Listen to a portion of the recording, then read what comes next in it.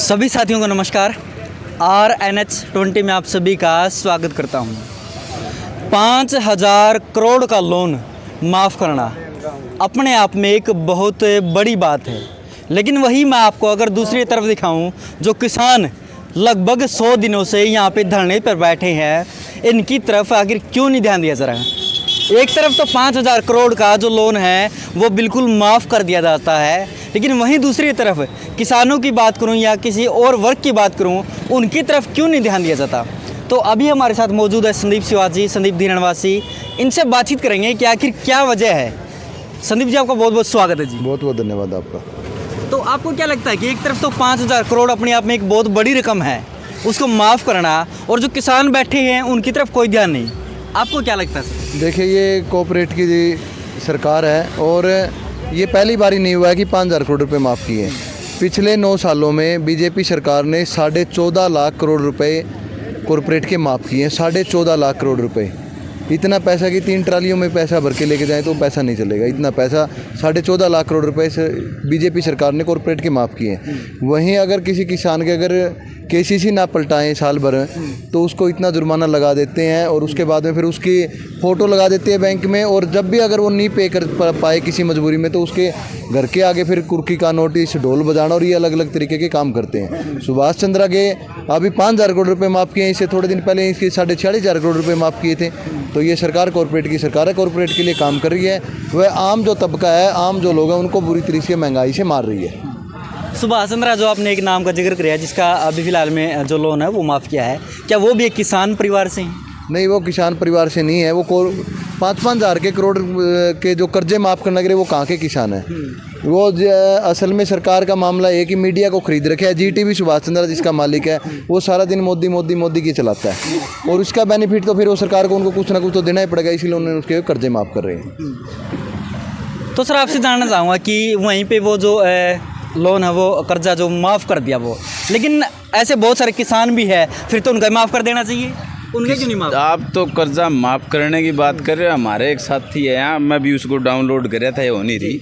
इसके गिरफ्तारी तक के वारंट भेज दिए हैं बैंक वाले ने, और ये भी धमकी दी है भी या तो वक्त रहते हैं ये जो ब्याज है, ये जो KCC, और मात्र कितनी 2,37,000 रुपये की KCC के लिए उस किसान के गिरफ्तारी के वारंट तक इन लोगों ने निकाल रखे हैं। और फिर ये किसान हित की बात करते हैं। सिर्फ केवल कॉर्पोरेट घरानों को बढ़ावा देने के लिए सरकार बनी है, और कल इनके अपने मंशा देखी भी किसानों के प्रति कैसी है। भाई, हम इस चीज़ का विरोध नहीं करे भी। पूर्व मुख्यमंत्री भजन लाल के नाम पर ये चौक का नाम, चौक बहुत थे, लेकिन जिस चौक पर किसानों ने बड़े बड़े आंदोलन लड़े और उनके एक यादगार में किसानों ने एक चौक बनाया, किसान चौक का नाम दिया, उसके ऊपर इन्होंने थप्पा लगा करके आपस में लड़ाने का जो काम करना, जो इनकी जो ओछी मानसिकता थी, वो सामने कहीं ना कहीं आई है। कि इनका मन तो ये भी कहीं ना कहीं किसान नाम को ही मिटा दें, लेकिन अफसोस है कि भी इनका सपना रहेगा, और किसान अपने हक की आवाज़ को बुलंद करने के लिए दिन रात इसी तरह संघर्ष करता रहेगा और इन लोगों के घुटने टिकाने का काम करेगा। ठीक है। तो सर, जो नाम बदलने का एक जो सर ने जिक्र किया है, आप इसे कहाँ तक सही मानते हैं? देखिए, हिसार में और भी बहुत से चौक थे। चौधरी भजन लाल आम लोगों के नेता थे, हमारे लिए भी वो पूजनीय है। लेकिन सरकार जो किसान चौक है वो किसान चौक रहना चाहिए, लेकिन सरकार किसान जातियों को आपस में बांटने के लिए इस तरह के हथकंडे अपना रहे ताकि ये लोग आपस में लड़ पड़ें। लेकिन हमने देखा है कि इसमें चाहे वो बिश्नोई समाज के लोग हो, चाहे दूसरे भी समाज के लोग हो, 36 बिरादरी का भाईचारा किसान आंदोलन ने बनाया है। हम तो ये चाहते हैं कि किसान चौक की बजाय और भी बहुत से चौक हैं, उनका नाम चौधरी भजन लाल के नाम पर रखा जाना चाहिए। चौधरी भजन लाल की कोठी से 100 मीटर दूर ये चौक है, जहाँ मुकाम के लिए निकलते हैं, तो ये चौक आ गया लाल बत्ती चौक राजगढ़ रोड पर, इसका नाम आप रखो। और सबसे बड़ी बात है कि आप चौकों के नाम तो महापुरुषों के नाम पे रख रहे हो, लेकिन उनकी जीवनियों को आप किताबों से हटा रहे हो। बच्चों को उनकी जीवनियों के बारे में बताओ, उनकी शिक्षाएं के बारे में, उन्होंने जो किया समाज के लिए उनके बारे में बताओ। वो किताबों से हटा रहे हैं, वो सिलेबस से हटा रहे हैं, और ये चौक का नाम लेकर सिर्फ एक ही सीरी कर रहे हैं, सिर्फ ये बांटने की राजनीति कर रहे हैं जो इनकी नहीं चलेगी। नमस्कार जी। एक किसान है जी, दिन रात मेहनत करके खेती करे है, और पूरी मतलब कि चाहे आंधी आओ, मीह आओ, कुछ भी आओ, अपने खेतों में लगा किसान। एक किसान पे कितना कर्जा है वो तो माफ़ नहीं, लेकिन दूसरी तरफ देखा 5,000 करोड़ की एक रकम है जो कर्जा है, जो लोन है वो माफ़ कर दिया। तो जिसमें मतलब आपने पता लग गया कि भाई जो लोन वो माफ़ कर दिया, तो कितना धक्का लग गया था आपको? धक्का ही धक्का है इस सरकार में। छोटे बच्चे से लेकर और हमारे पास 80-80, 90-90 साल के बुजुर्ग बैठे हैं जी। सबको पता है ये सरकार है व्यापारियों की है। हमारे बुजुर्ग पहले भी कहते थे, ये सत्ता में उससे पहले, तो इनको वोट मत करो, ये सब कुछ बेच देंगे, ये व्यापारी लोग हैं, ये देश में कुछ नहीं छोड़ेंगे। और जो इन्होंने कहा बुजुर्गों ने, वो करके दिखा रहे हैं। हवाई जहाज बेच दी, रेलगाड़ी बेच दी, और ये तो कहते हैं भाई गाय बेच दूँ, भैंस बेच दूँ, गाय बेच दूँ, और पैसे के लिए मैं अपनी किसान की धरती माँ भी बेच दूँ। ये मोदी जी का नारा है, उसकी सोच है ये। तो ये 500 करोड़ क्या, व्यापारियों को कितनी भी हो, कितने भी पैसे हो, सारे माफ़ कर देंगे, किसान का कुछ नहीं करेंगे। किसान को तो मारेंगे। 800 किसान हमारे दिल्ली में मर गए, एक शब्द भी नहीं बोला इसके नुमाइंदे ने या फिर खुद पीएम ने, भाई हमारे किसान मर रहे हैं, आत्महत्या कर रहे हैं। बड़ी शर्म की बात है। तो हम क्या उम्मीद कर सकते हैं भी किसानों का कुछ करेंगे? मेरे हिसाब से कुछ नहीं करेंगे। आपको फिर तो संदीप जी हिसाब से आपको आगे एक लिस्ट बना के देनी चाहिए कि भाई जिस पर जितना भी कर्जा है किसान के ऊपर, मजदूर के ऊपर है, उसका भी लोन माफ़ किया जाए फिर तो। देखिए, ये हमारे वैसे भी लड़ाई का जो एक अहम हिस्सा है कि कर्ज मुक्ति किसान की जाए, क्योंकि किसान कर्ज में अगर आया है तो गलत नीतियों के कारण आया है, सरकार की नाकाम नीतियों के कारण किसान आज कर्ज में आया। अगर किसान को सही समय पर खाद बीज और बढ़िया तरीके के, बढ़िया क्वालिटी के अगर बीज किसान को दिए जाए और समय पर पानी दिया जाए, तो किसान देश का कर्ज उतारने में भी अक्षम है।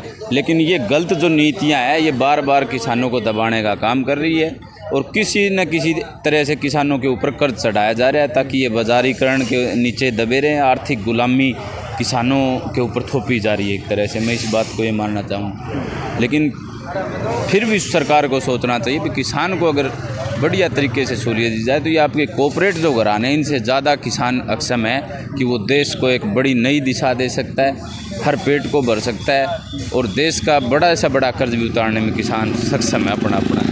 तो संदीप जी, आपको यहाँ पे धरने बैठे हुए लगभग कितने दिन हो चुके? 3 महीने के करीब समय हो गए।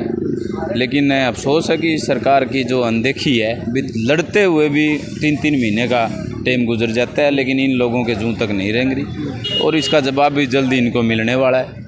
और जो वकील हम लोगों ने चुन करके भेजे हैं, सबसे बड़ी कमी मैं उन लोगों की मानता हूं भी, अगर जनता ने अपनी ताकत वोट के माध्यम से उन लोगों को दी है, तो उन लोगों को उन जनता के लिए अपने हक की आवाज़ है वो उठानी चाहिए। लेकिन वे लोग हैं आज अपनी दलाली करने, घर भरने और पेट्रोल पंपों की संख्या बढ़ाने में बिजी हैं। उन्हें जनता सरोकार से कोई मतलब नहीं है। ऐसे लोगों को अब की बार जनता जल्द ठिकाने लगाने का काम करेगी और इनको इनकी औकात बताने का काम करेगी। धन्यवाद सर, आपको बहुत बहुत थैंक यू जी, धन्यवाद। सभी लोगों को बता दूं कि भाई सदलपुर गांव से सुभाष चंद्रा जी, जिनका 5,000 करोड़ रुपए का जो लोन है, जो कर्जा है, वो माफ़ कर दिया गया है। भाई किस किसान पे, किसी मजदूर पे कितना जो बैंक से वो कर्जा ले रखा है और कितना किसका माफ़ हुआ है, कमेंट करके जो बताएं। एक नई अपडेट के साथ आप सभी के साथ फिर से जुड़ूंगा।